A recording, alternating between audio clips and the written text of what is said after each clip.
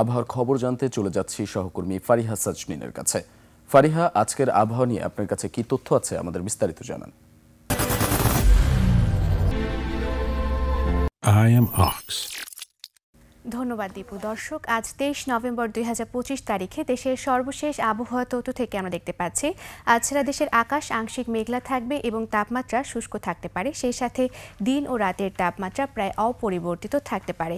বর্তমানে দক্ষিণ আন্দামান সাগর ও তৎসংলগ্ন এলাকায় একটি লঘুচাপ সৃষ্টি হয়েছে, যা আরও পশ্চিম উত্তর পশ্চিম দিকে অগ্রসর হয়ে ঘনীভূত হয়ে যেতে পারে এবং উচ্চ বলের বর্ধিতাংশ দেশের পশ্চিমবঙ্গ ও তৎসংলগ্ন এলাকায় অবস্থান করছে।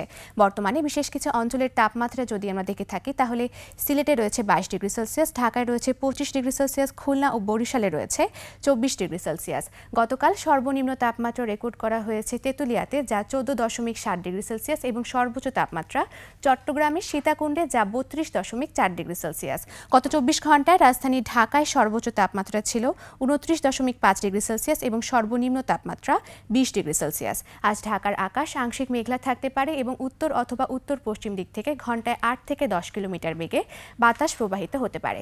আজ সকাল 6টা অনুযায়ী ঢাকার বাতাসের আপেক্ষিক আর্দ্রতা নির্ণয় করা হয়েছে 88% এবং গত কিছুদিন ধরে রাজধানী ঢাকার তাপমাত্রায় খুব একটা তারতম্য লক্ষ্য করা যাচ্ছে না এবং দেশের নানা জায়গায় মধ্যরাত থেকে ভোররাত পর্যন্ত কুয়াশা পড়ার সম্ভাবনা রয়েছে, যার কারণে দেশে শীতের আগমন হতে চলেছে। এবং আমরা জানি গত 21 নভেম্বর 2025 তারিখে রাজধানী ঢাকায় একটি বড় ধরনের ভূমিকম্প হয়েছে, যার কারণে ভূমিকম্প বিশ্লেষকরা বলছেন আগামী 3-4 দিনের মধ্যে দেশে একটি বড় ধরনের ভূমিকম্প হওয়ার সম্ভাবনা রয়েছে।